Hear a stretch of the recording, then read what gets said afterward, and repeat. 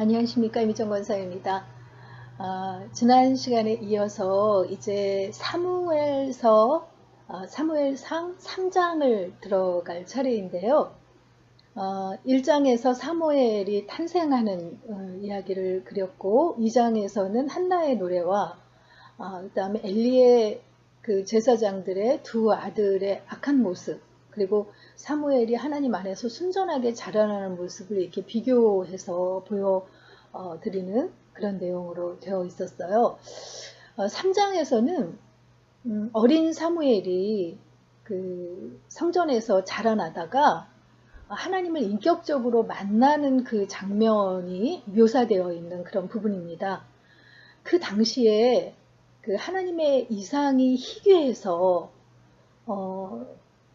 그 영적으로 어두웠던 시대라는 것이 그 전제로 되어 있거든요. 하나님의 말씀이 희귀해서, 그러니까 하나님이 그 엘리 대제사장도 눈이 어두웠다라는 것이 영적으로도 어두웠다라고 지난번에도 말씀드렸는데, 그 대제사장도 그랬을 뿐만이 아니라 그 시대에 각기 자기 소견에 옳은 대로 행하고 하나님을 왕으로 삼고 사는 이들이 없었기 때문에 하나님이 말씀하시지도 않고 듣는 이도 없었다는 그런 그 의미죠. 그럴 때에 그 하나님께서 그 사무엘을 부르셔서 그를 세우시는 그런 이야기가 사무엘상 3장에 그려져 있습니다. 회에서도 말씀드렸던 것처럼 사무엘서 3장의 배경이 되는 때는 하나님의 말씀이 희귀해서 이상이 흔히 보이지 않았던 영적으로 죽은 시대였다고 할 수 있겠어요. 스스로의 힘으로 회생하기가 불가능하다고 생각하셔서인지 하나님께서 직접 개입하시는 것을 볼 수 있습니다. 사무엘을 직접 부르셔서 말씀을 주시고 그에게 예언자적인 역할을 감당하게 하신 거죠. 그 하나님의 등불이 아직 꺼지지 않은 때라고 여기 표현하고 있는데, 우리가 그 출애굽기에서 그 성막을 짓고 그 성소 안에 이렇게 성기구들을 놓고 할 때 그 설명을 드렸는데요. 이 등잔대가 이 성소를 밝게 해주잖아요. 그래서 저녁에 해가 질녘에 제사장이 이렇게 분향단에서 분향을 하고, 그리고 이 등잔대에 불을 켜죠. 그리고 그 등잔대의 불이 밤새도록 성소를 밝히게 하고, 아침이 돼서 이제 밝아지면 다시 이제 제사장이 그 분향단에 하나님 앞에 또 이렇게 분향하고 기도하고 이제 성전에 불을 끄는 그런 것을 설명을 드렸었어요. 그런데 여기서 하나님의 등불이 아직 꺼지지 않은 때라는 것은 그러니까 새벽이 돼서 날이 환해져서 그 등불을 끄는 그 시점이 아직 안 된 때라는 거죠. 그러니까 쉽게 말해서 아직 아침이 안 된 밤에서 새벽녘 사이에 있었던 일이다라는 것을 표현하는 그런 그 문구라고 할 수 있겠어요. 그때 엘리는 그 성전의 뜰에서 가까운 자기 처소에 눕고 또 그 민수기에서 이렇게 진을 배치할 때 성소를 가장 가까이에 두고 그 제사장과 그 아론의 집안과 모세의 집이 그 성소에서 가장 가까운 곳에 동쪽에 배치한다고 말씀을 드렸거든요. 그러니까 그 성소에서 가까운 뜰에 자기 처소에 있는 곳에서 엘리가 그 누워 있었고, 사무엘은 그 여호와의 궤가 있는 그 성막 처소에 누웠다 이렇게 되어 있어요. 여호와의 궤는 여기 지성소 안에 들어 있잖아요. 그 여호와의 궤가 있는 지성소 안에 누웠다는 건 결코 아니죠. 이곳은 1년에 한 번 대제사장만 들어갈 수 있는 곳이잖아요. 근데 여호와의 궤가 있는 이제 전체적으로 봐서 이 그 성소 이 안에 어딘가 이쯤 해서 이렇게 사무엘이 그 누워 있었다는 거예요. 거기서 잠을 잤었던 모양이에요. 그렇게 자는데 여호와께서 사무엘을 부르신 거예요. 처음으로 사무엘이 여호와의 음성을 듣게 되는 그런 장면인데 이때 사무엘의 나이가 성서학자들 말로는 12살에서 13살 정도 됐을 것이다 라고 추정을 해요. 유대에서는 12살부터를 성인으로 인정해서 성인식을 갖게 되거든요.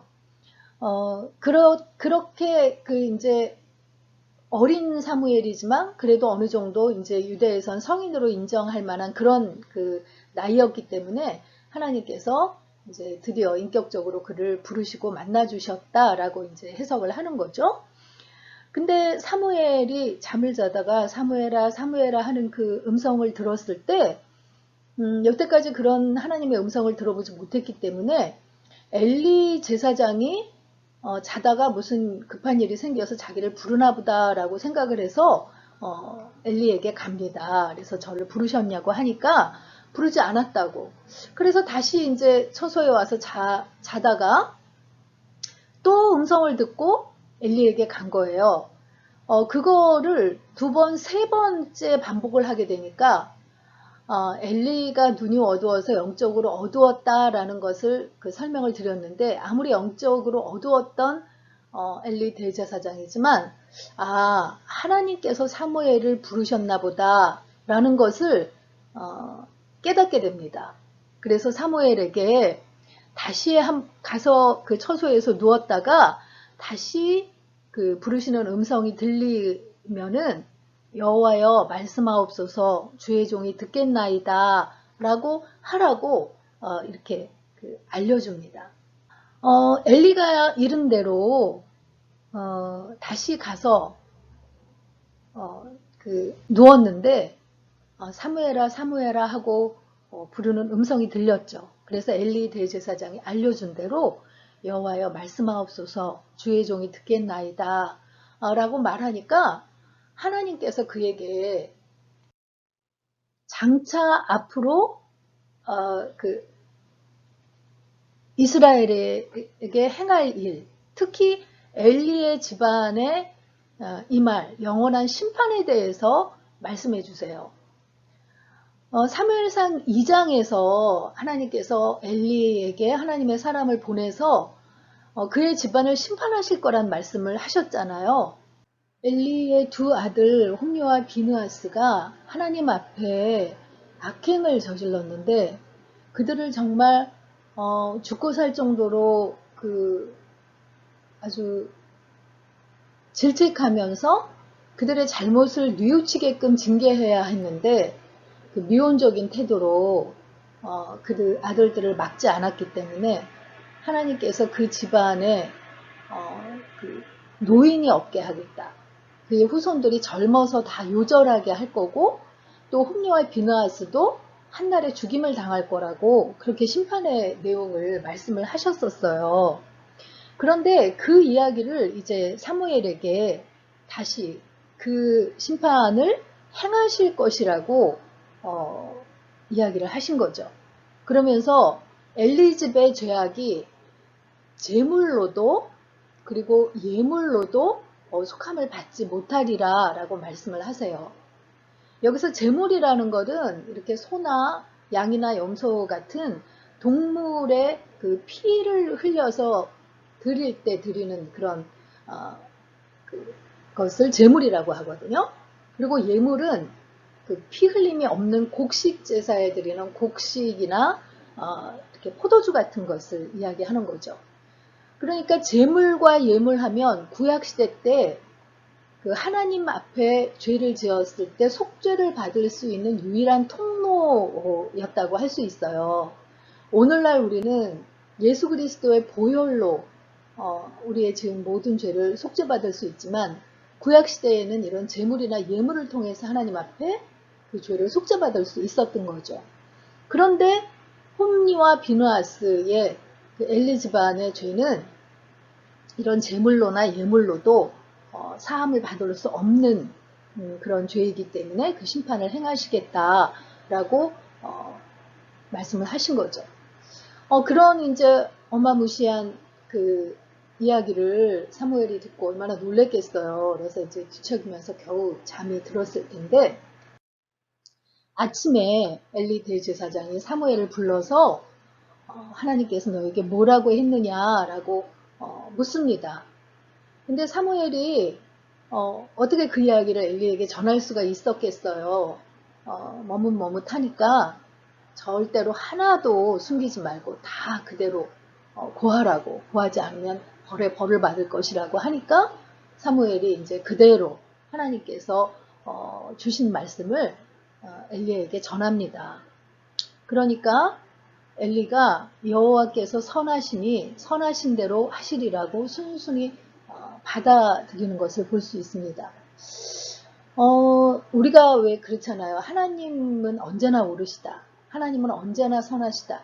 우리의 눈에 이해 못할 일들이 펼쳐진다 할지라도 하나님께서 그렇게 하시는 데는 이유가 있으시고 우리가 그것을 이해하지 못할 뿐이지 하나님은 옳으시다라는 고백을 하게 되는데, 엘리 대제사장도 그런 믿음은 있었던 것 같아요. 하나님은 옳으시다. 하나님께서 하시는 것은 선하시니 그대로 행해질 것이다. 근데 한 가지 좀 아쉬운 부분은요. 하나님이 옳으시고 선하신 공의의 하나님이신 거는 고백하고 인정했지만 그 하나님이 그 자녀를 사랑하시는 사랑의 하나님이신 거에 대한 반응은 부족했던 것 같아요. 아무리 그의 집안이 이런 심판을 받을 수밖에 없는 죄를 졌다 할지라도 그가 통회자복하면서 하나님 앞에 그 잘못을 고하고 그 아파하는 모습을 보였더라면 하나님께서 다른 것은 번복하지 않으시지만 회개하고 그 통회자복할 때는 그 마음이 흔들리셔서 그 심판을 번복하시는 거가 모세오경에서부터 계속 반복해서 보여지는 그런 그 하나님의 모습이거든요. 그런데 그 죄에 대해서는 미온적이고 우유부단했던 그런 모습을 보이는 것이 좀 아쉽게 여겨지는 그런 장면입니다.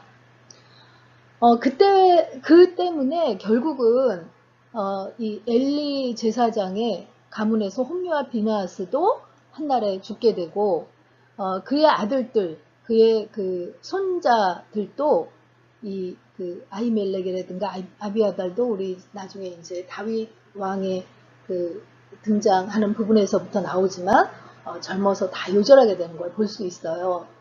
그리고 그 아론의 다른 아들인 그 엘르아살의 그 후손들, 그 특히 비느하스는 하나님의 그 의로운 분노를 행함으로써 바알볼 사건에서요. 그래서 너의 후손으로 영원히 제사장의 직분을 이어가게 할 것이다 했는데 하나님께서 그 약속을 지켜주시죠. 그래서 솔로몬 시대의 사독이라는 대제사장의 가문이 등장하는데 이게 다 엘르아살의 후손이었어요. 비느하스의 후손이고요.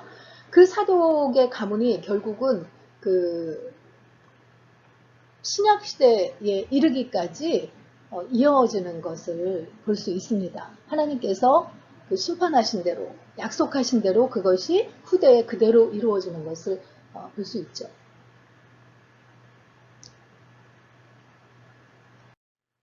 그리고 그 사무엘이 그때부터 하나님께서 사무엘의 입에 주신 말씀이 그대로 이루어지게 하시는 거예요. 그러니까 그 모세에게 그 선지자가 참 선지자인지 거짓 선지자인지를 구분하는 방법이 그가 한 말이 그대로 이루어지는지 안 이루어지는지를 보고 판단하라 하셨는데, 사무엘이 참 선지자로 부르심을 받은 것을 온 이스라엘이 알게 하신 것이 그에게 주신 말씀대로 그대로 이루어지는 것을 온 이스라엘이 보게 하셨다는 거죠.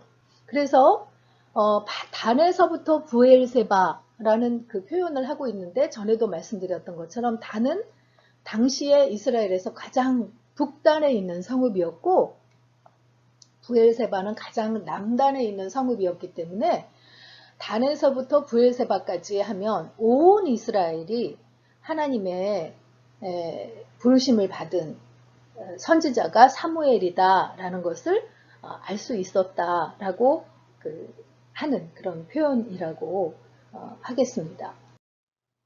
그래서 오늘의 묵상 포인트는요. 하나님의 말씀이 희귀하다고 느끼시나요? 아니면 늘 주위에 가득하다고 느끼시나요? 하는 것입니다. 요즘은 말씀의 홍수시대라고 하잖아요. 이런 또 인터넷을 통해서도 많은 설교 말씀과 이런 또 성경의 말씀들이 홍수처럼 쏟아지고 있는 그런 시대인데요.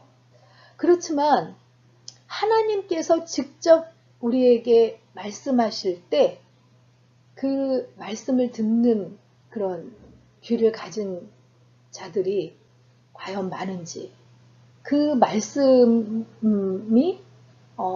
들려지는 그런 것이 풍성한 시대인지는 또 조금 다른 문제인 것 같아요. 이거는 각자가 묵상하고 하나님 앞에 내가 얼마나 영적으로 예민하게 서서 하나님의 말씀을 듣고 있는가 라는 것을 한번 되새겨 봐야 할 그런 문제라고 생각이 들어서 묵상 포인트를 잡아봤습니다. 사무엘상 3장 읽고 오늘 마치도록 하겠습니다. 3장. 아이 사무엘이 엘리 앞에서 여호와를 섬길 때에는 여호와의 말씀이 희귀하여 이상이 흔히 보이지 않았더라. 엘리의 눈이 점점 어두워가서 잘 보지 못하는 그때에 그가 자기 처소에 누웠고 하나님의 등불은 아직 꺼지지 아니하였으며 사무엘은 하나님의 궤에 있는 여호와의 전환에 누웠더니 여호와께서 사무엘을 부르시는지라. 그가 대답하되 내가 여기 있나이다 하고 엘리에게로 달려가서 이르되 당신이 나를 부르셨기로 내가 여기 있나이다 하니 그가 이르되 나는 부르지 아니하였으니 다시 누우라 하는지라. 그가 가서 누웠더니 여호와께서 다시 사무엘을 부르시는지라. 사무엘이 일어나 엘리에게로 가서 이르되 당신이 나를 부르셨기로 내가 여기 있나이다 하니 그가 대답하되 내 아들아 내가 부르지 아니하였으니 다시 누우라 하니라. 사무엘이 아직 여호와를 알지 못하고 여호와의 말씀도 아직 그에게 나타나지 아니한 때라. 여호와께서 세 번째 사무엘을 부르시는지라. 그가 일어나 엘리에게로 가서 이르되 당신이 나를 부르셨기로 내가 여기 있나이다 하니 엘리가 여호와께서 이 아이를 부르신 줄을 깨닫고 엘리가 사무엘에게 이르되 가서 누웠다가 그가 너를 부르시거든 내가 말하기를 여호와여 말씀하옵소서 주의 종이 듣겠나이다 하라 하니 이에 사무엘이 가서 자기 처소에 누우니라. 여호와께서 임하여 서서 전과 같이 사무엘아 사무엘아 부르시는지라. 사무엘이 이르되 말씀하옵소서 주의 종이 듣겠나이다 하니 여호와께서 사무엘에게 이르시되 보라 내가 이스라엘 중에 한 일을 행하리니 그것을 듣는 자마다 두 귀가 울리리라. 내가 엘리의 집에 대하여 말한 것을 처음부터 끝까지 그날에 그에게 다 이루리라. 내가 그의 집을 영원토록 심판하겠다고 그에게 말한 것은 그가 아는 죄악 때문이니 이는 그가 자기 아들들이 저주를 자청하되 금하지 아니하였음이니라. 그러므로 내가 엘리의 집에 대하여 맹세하기를 엘리 집의 죄악은 제물로나 예물로나 영원히 속죄함을 받지 못하리라 하였노라 하셨더라. 사무엘이 아침까지 누웠다가 여호와의 집의 문을 열었으나 그 이상을 엘리에게 알게 하기를 두려워하더니 엘리가 사무엘을 불러 이르되 내 아들 사무엘아 하니 그가 대답하되 내가 여기 있나이다 하니 그가 이르되 내게 무엇을 말씀하셨느냐 청하노니 내게 숨기지 말라. 내게 말씀하신 모든 것을 하나라도 숨기면 하나님이 내게 벌을 내리시고 또 내리시기를 원하노라 하는지라. 사무엘이 그것을 그에게 자세히 말하고 조금도 숨기지 아니하니 그가 이르되 이는 여호와이시니 선하신 대로 하실 것이니라 하니라.